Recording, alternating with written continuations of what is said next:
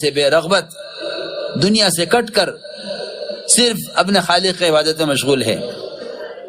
فرمایا اس کو میرے پاس لے کر آؤ. اس سے کہا گیا کہ میں نے آپ کو طلب کیا ہے. وہ آیا. حضرت عمر کا حکم تھا کہ میرے پاس لے کر آؤ. لایا گیا اس کو. اس کے بدن کی کمزوری کو اور اس کے چہرے کو دیکھ کر اس پر بڑی تکان کے آثار تھے اور بڑی محنت کوشش اس نے کی تھی.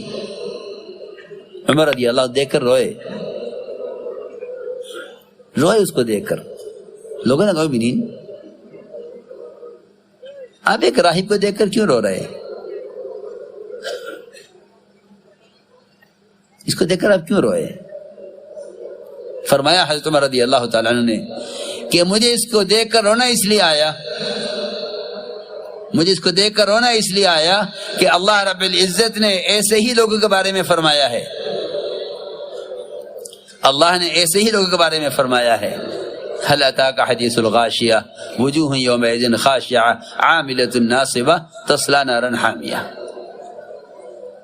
اللہ نے ایسے لوگوں کے بارے میں فرمایا ہے کہ نبی جی آپ کو خبر ہے اس آدمی کا حال جو اپنے آپ کو بہت تھکاتا ہے, بہت تھکاتا ہے عبادت میں, ریاضت میں, مشقت میں, مجاہدے میں, لیکن اس سب کے باوجود وہ دیکھتی آگ میں ڈالا جائے گا اور کھولتا ہوا پانی پلایا جائے گا. میں اس کو دیکھ کر اللہ کے قول یاد کر رہا ہوں, میں اس کو دیکھ کر اللہ کے قول یاد کر رہا ہوں. مجھے رحم آیا کہ اس کی کوشش اور محنت اور اللہ تعالیٰ کی طرف سے اس کے لیے عذاب کیوں؟ صرف اس لیے کہ محنت اور مجاہدہ تو خوب کر رہا ہے لیکن اس کا طریقہ محنت محمد صلی اللہ علیہ وسلم کے طریقہ عبادت سے ہٹا ہوا ہے. اس لیے میں نے یہ قصہ اس لیے سنایا ہے تاکہ پورا مجمع اور پورا عملہ اس بات کو غور کرے کہ ہم مشقت میں ہیں یا مجاہدے میں ہیں. مشقت اور مجاہدے میں بہت بڑا فرق ہے. محنت کے اعتبار سے دونوں ایک سے معلوم ہوتے ہیں, محنت کے اعتبار سے دونوں کوشش میں لگے ہوئے ہیں, مجاہد بھی, مجاہدہ کرنے والا بھی اور مشقت میں پڑھنے والا بھی. لیکن مشقت اور مجاہدے کا یہ فرق ہے, مشقت اور مجاہدے کا یہ فرق ہے کہ مشقت پر کچھ نہیں ملے گا سوائے تکان کے, اور مجاہدے پر ہدایت ملے گی. اور فرق کیا ہے دونوں کا کہ جو عمل خلاف سنت ہے مشقت ہے اور جو عمل سنت کے مطابق ہے وہ مجاہدہ ہے. اس لیے اپنے ہر عمل کو مجاہدہ بناؤ.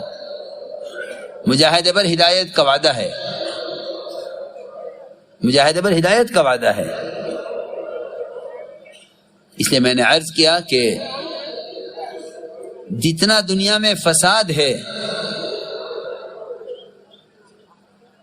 جتنا دنیا میں فساد ہے,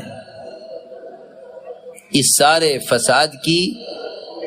فساد کا تعلق باہر کے پھیلے ہوئے نقشوں سے نہیں ہے بلکہ اس تمام فساد کا تعلق براہ راست مومن کے اپنے عمل سے ہے. اور یہ بھی ساتھ میں سن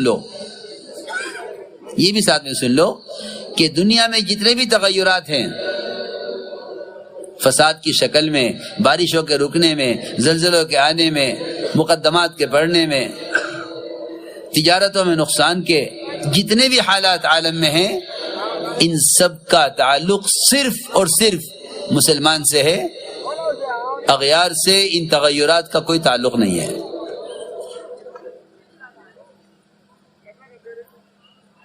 اغیار سے ان تغیرات کا کوئی تعلق نہیں ہے.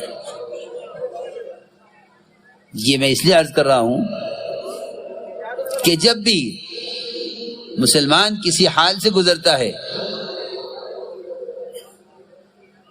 یا وہ حالات ان کے اسباب میں ہوں یا وہ حالات زمین آسمان کے درمیان ان کے کائناتی نقشوں میں ہوں, جب حالات کائنات کے نقشوں میں پیش آتے ہیں تو یہ ان کو موسم سے جوڑ دیتے ہیں، اور جب حالات ان کی کمائی کے نقشوں میں اور ان کے شخصی اور ذاتی، تجارتی، زراعتی اور ان کے سیاسی نظاموں میں حالات پیش آتے ہیں، تو یہ ان حالات کا